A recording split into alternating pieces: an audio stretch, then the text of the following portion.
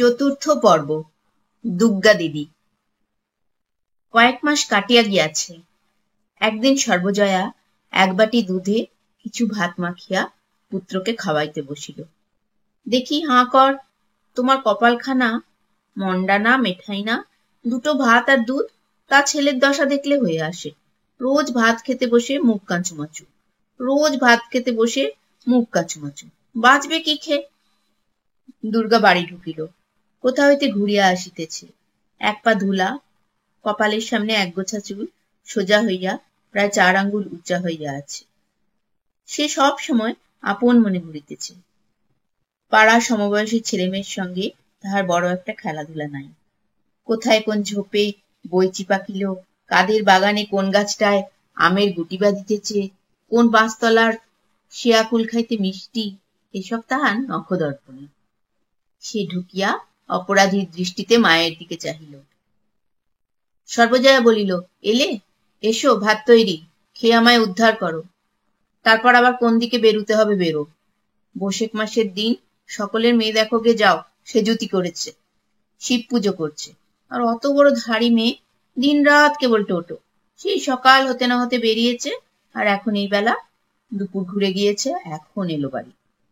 মাথাটা ছিঁড়ি দেখো না, না একটু তেল দেওয়া, না একটু চিরুনি ছোঁয়ানো। সর্বজয়ার কথা শেষ হইবার পূর্বেই এক ব্যাপার ঘটিল। আগে আগে ভুবন মুখুজ্জের বাড়ির সেজু ঠাকুরুন, পিছনে পিছনে তাহার মেয়ে টুনু ও দেবরের ছেলে সতু, তাহাদের পেছনে আরো 4-5টি ছেলে মেয়ে সম্মুখ দরজা দিয়া বাড়ি ঢুকিল। সেজু ঠাকুরুন কোনো দিকে না চাহিয়া বা বাড়ির কাহারও সহিত কোনো আলাপ না করিয়া সোজা হন হন করিয়া ভিতরের দিকে রোয়াকে উঠিলেন। নিজের দেওরপোর দিকে ফিরিয়া বলিলেন, ওই নিয়ে আয়, বের কর পুতুলের বাক্স। দেখি এ বাড়ির কেউ কোনো কথা বলিবার পূর্বে টুনু ও সতু দুজনে মিলিয়া দুর্গার টিনের পুতুলের বাক্সটা ঘর হইতে বাহির করিয়া আনিয়া রোয়াকে নামাইল, এবং টুনু বাক্স খুলিয়া খানিকটা খুঁজিবার পর একছড়া পুঁথির মালা বাহির করিয়া বলিল, এই দেখো মা, আমার সেই মালাটা, সেদিন যে সে খেলতে গিয়েছিল সেদিন চুরি কেড়ে এনেছে। সতু বাক্সের এক কোণ সন্ধান করিয়া গোটা কতক আমের গুটি বাহির করিয়া বলিল, এই দেখো জেঠিমা, আমাদের সোনামুখী গাছের আম পেড়ে এনেছে।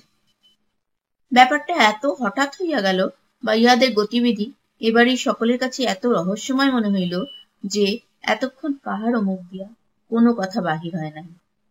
এতক্ষণ পরে সর্বজয়া কথা খুঁজিয়া পাইয়া বলিল, কি খুড়িমা, কি হয়েছে?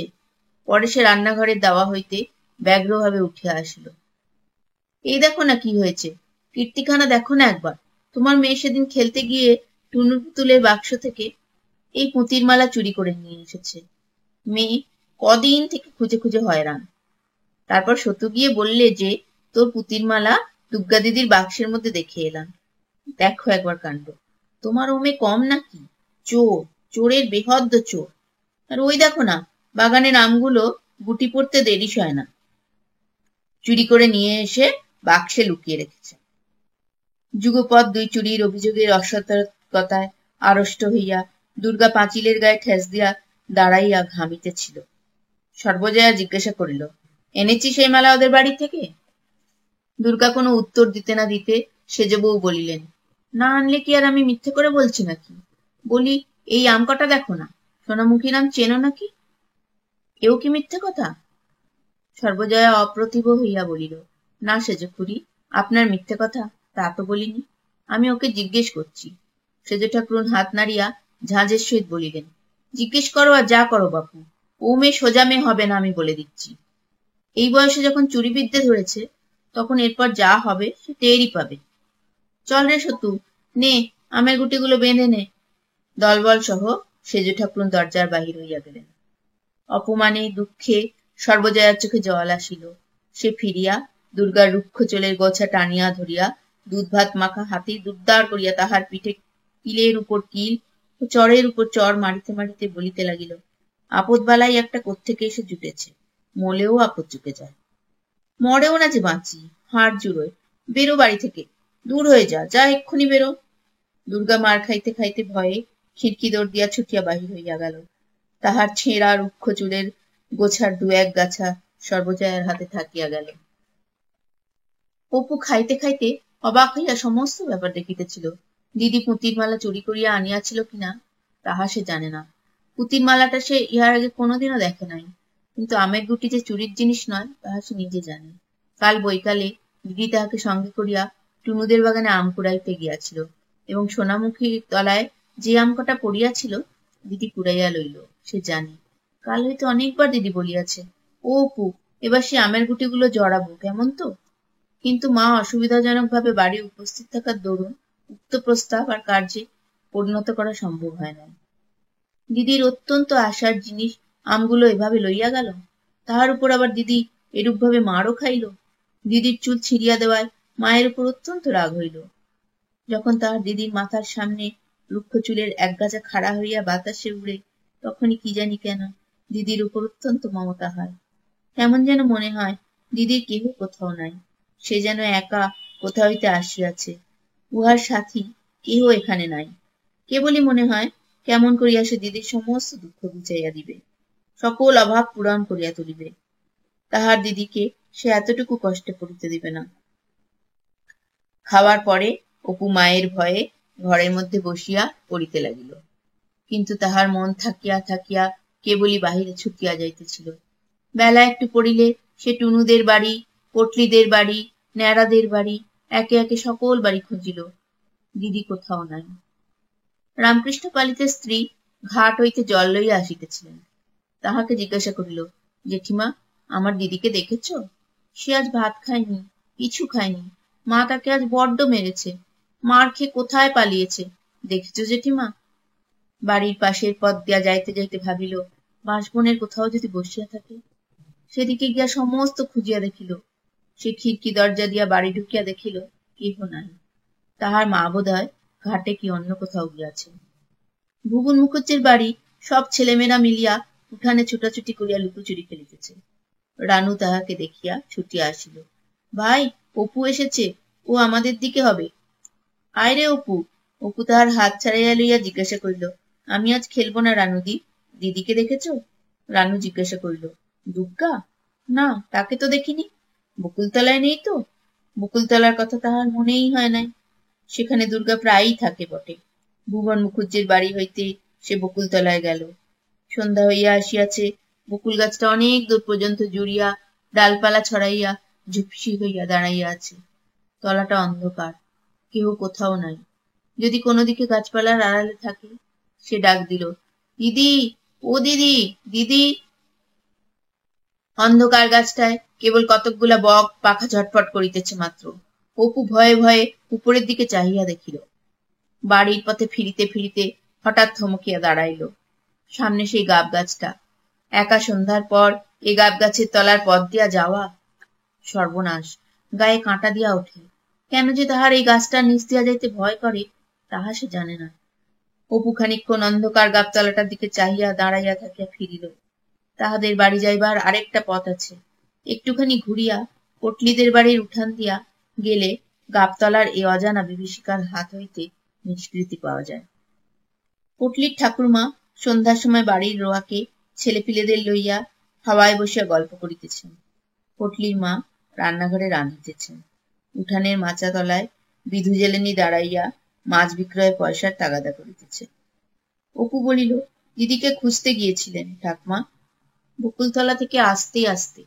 ঠাকুরমা বলিলেন, দুগ্গা এই তো বাড়ি গেল, এই কতক্ষণ যাচ্ছে, ছুটে যাওয়া দেখি, বোধহয় এখনো বাড়ি গিয়ে পৌঁছায়নি। সে এক দৌড়ে বাড়ির দিকে ছুটিল। পিছনেতে পটলির বোন রাজি চেঁচাইয়া বলিল, কাল সকালে আসিস অপু, আমরা গঙ্গা যমুনা খেলার নতুন ঘর কেটেছি ডেকশেলের পেছনে নিমতলায়, দুর্গাকে বলিস। তাহাদের বাড়ির কাছে আসিয়া পৌঁছিয়া হঠাৎ সে থমকিয়া দাঁড়াইয়া গেল। দুর্গা আর্তস্বরে চিৎকার করিতে করিতে বাড়ির দরজা দিয়া দৌড়িয়া বাহির হইতেছে। পিছনে পিছনে তাহার মা কি একটা হাতে করিয়া মারিতে মারিতে তাড়া করিয়া ছুটিয়া আসিয়াছে। দুর্গা গাবতলার পথ দিয়া ছুটিয়া পলাইল। মা দরজা হইতে ধাবমানা মেয়ের পিছনে চেঁচাইয়া বলিল, যাও, বেরো, একেবারে জন্মের মতো যাও, আর কখনো বাড়ি যেন ঢুকতে না হয়। বালাই আপদ চুকে যাক। একেবারে ছাতিমতলায় দিয়ে আসি। ছাতিমতলায় গ্রামের শ্মশান। অপুর সমস্ত শরীর যেন জমিয়া পাথরের মতো আড়ষ্ট ও ভারী হইয়া গেল। তাহার মা সবেমাত্র ভিতরের বাড়িতে ঢুকিয়া মাটির প্রদীপটা রোয়াকের ধার হইতে উঠাইয়া লইতেছে। সে পা টিপিয়া টিপিয়া বাড়ি ঢুকিতে মা তাহার দিকে চাহিয়া বলিল, তুমি আবার এত রাত পর্যন্ত কোথায় ছিলে শুনি? মোটে তো আজ ভাত খেয়েছ। তাহার মনে নানা প্রশ্ন জাগিতেছিল। দিদি আবার মার খাইল কেন? সে এতক্ষণ কোথায় ছিল? দুপুরবেলা দিদি কি খাইল? সে কি আবার কোনো জিনিস চুরি করিয়া আনিয়াছে? কিন্তু ভয়ে কোনো কথা না বলিয়া সে কলের পুতুলের মতো মায়ের কথা মতো কাজ করিয়া ঘরের মধ্যে ঢুকিল। পরে ভয়ে ভয়ে প্রদীপটা উস্কাইয়া দিয়া নিজের ছোট বইয়ের দপ্তরটি বাহির করিয়া পড়িতে বসিল। সে পড়ে মোটে তৃতীয় ভাগ, কিন্তু তাহার দপ্তরে দুখানা মোটা মোটা ভারী ইংরাজি কি বই, কবিরাজি ঔষধের তালিকা, একখানা পাতা ছেঁড়া দাশুরায়ের পাঁচালি, একখানা 1303 সালের পুরাতন পাঁজি প্রভৃতি আছে। সে নানা স্থান হইতে চাহিয়া এগুলি জোগাড় করিয়াছে, কিন্তু এগুলি না পড়িতে পারিলেও রোজ একবার খুলিয়া দেখে। খানিকক্ষণ দেওয়ালের দিকে চাহিয়া সে কি ভাবিল, পরে আরেকবার প্রদীপ উস্কাইয়া দিয়া পাতা ছেঁড়া দাশুরায়ের পাঁচালিখানা খুলিয়া অন্যমনস্কভাবে পাতা উল্টাইতেছে। এমন সময় সর্বজয়া এক বাটি দুধ হাতে করিয়া ঢুকিয়া বলিল, এসো খেয়ে নাও দেখি। অপু দ্বিরুক্তি না করিয়া বাটি উঠাইয়া লইয়া দুধ খাইতে লাগিল। অন্যদিন হইলে এত সহজে দুধ খাইতে তাহাকে রাজি করানো খুব কঠিন হইত। একটুখানি মাত্র খাইয়া সে মুখ হইতে বাটি নামাইল। সর্বজয়া বলিল, ও কি, নাও সবটুকু খেয়ে ফেলো, ওইটুকু দুধ ফেললে তবে বাঁচবে কি খেয়ে? অপু বিনা প্রতিবাদে দুধের বাটি পুনরায় মুখে উঠাইল। সর্বজয়া দেখিল সে মুখে বাটি ধরিয়া রহিয়াছে, কিন্তু চুমুক দিতেছে না। তাহার বাটি শুদ্ধ হাতটা কাঁপিতেছে। পর অনেকক্ষণ মুখে ধরিয়া রাখিয়া হঠাৎ বাটি নামাইয়া সে মায়ের দিকে চাইয়া ভয়ে ফুপাইয়া উঠিল। সর্বজয়া আশ্চর্য হইয়া বলিল, কি হলো রে, কি হয়েছে? জিভ কামড়ে ফেলেছিস? অপু মায়ের কথা শেষ হইবার সঙ্গে সঙ্গে ভয়ের বাঁধ না মানিয়া ডুকরিয়া কাঁদিয়া উঠিয়া বলিল, দিদির জন্য বড্ড মন কেমন করছে মা। সর্বজয়া অল্পক্ষণ মাত্র চুপ করিয়া বসিয়া পরে সরিয়া আসিয়া ছেলের গায়ে হাত বুলাইতে বুলাইতে শান্ত সুরে বলিতে লাগিল, কেঁদো না, অমন করে কাঁদে না। ওই পটলাদের কি নাড়াদের বাড়ি বসে আছে, কোথায় যাবে অন্ধকারে? কম দুষ্টু মেয়ে নাকি? সেই দুপুরবেলা বেরুলো, সমস্ত দিনের মধ্যে আর চুলের টিকি দেখা গেল না। না খাওয়া না দাওয়া। কোথায় ও পাড়ার পালিতদের বাগানে বসেছিল, সেখানে বসে কাঁচা আম আর জামরুল খেয়েছে। এক্ষুনি ডাকতে পাঠাচ্ছি, কেঁদো না অমন করে, আবার জ্বর আসবে। ছি। পরে সে আঁচল দিয়া ছেলের চোখের জল মুছাইয়া দিয়া বাকি দুধটুকু খাওয়াইবার জন্য বাটি তাহার মুখে তুলিয়া ধরিল। হাঁ করো দেখি, লক্ষ্মী সোনা, উনি এলেই ডেকে আনবেন এখন। একেবারে পাগল, কোত্থেকে একটা পাগল এসে জন্মেছে। আরেক চুমুক, হ্যাঁ। রাত অনেক হইয়াছে। উত্তরের ঘরে তক্তপোষে অপু ও দুর্গা শুইয়া আছে। অপুর পাশে তাহার মায়ের শুইবার জায়গা খালি আছে, কারণ মা এখনো রান্নাঘরের কাজ সারিয়া আসে নাই। তাহার বাবা আহার আদি সারিয়া পাশের ঘরে বসিয়া তামাক খাইতেছে। বাবা বাড়ি আসিয়া দুর্গাকে পাড়া হইতে খুঁজিয়া আনিয়াছে। বাড়ি আসিয়া পর্যন্ত দুর্গা কাহারও সঙ্গে কোনো কথা বলে নাই। খাওয়া দাওয়া সারিয়া আসিয়া চুপ করিয়া শুইয়া আছে। অপু দুর্গার গায়ে হাত দিয়া জিজ্ঞাসা করিল, দিদি, মা কি দিয়ে মেরেছিল রে সন্ধেবেলা? তোর চুল ছিঁড়ে দিয়েছে? দুর্গার মুখে কোনো কথা নাই। সে পুনরায় জিজ্ঞাসা করিল, আমার উপর রাগ করেছিস দিদি? আমি তো কিছু করিনি। দুর্গা আস্তে আস্তে বলিল, না বই কি, তবে সতু কি করে টের পেলে যে পুতির মালা আমার বাক্সে আছে? অপু প্রতিবাদের উত্তেজনায় বিছানায় উঠিয়া বসিল। না, সত্যি আমি তোর গা ছুঁয়ে বলছি দিদি, আমি তো দেখাইনি। আমি জানি না যে তোর বাক্সে আছে।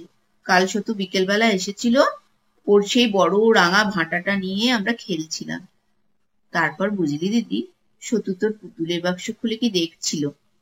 আমি বললাম, ভাই তুমি দিদির বাক্সে হাত দিও না, দিদি আমাকে বকে। সেই সময় দেখেছে। পরে সে দুর্গার গায়ে হাত বুলাইয়া বলিল, খুব লেগেছে না রে দিদি? কোথায় মেরেছে মা? দুর্গা বলিল, আমার কানের পাশে মা একটা বাড়ি মেরেছে, রক্ত বেরিয়েছিল, এখনো কনকন করছে। এইখানে, এই দেখ হাত দিয়ে, এইখানে। তাই তো রে, কেটে গিয়েছে যে। একটু পিদিমের তেল লাগিয়ে দেবো দিদি? থাকবে, কাল পালিতদের বাগানে বিকেলবেলা যাব, বুঝলি? কামরাঙা যা পেকেছে, এই এত বড়, কাউকে বলিসনি। তুই আর আমি চুপি চুপি যাব। আমি আজ দুপুরবেলা দুটো পেড়ে খেয়েছি, মিষ্টি যেন গুড়।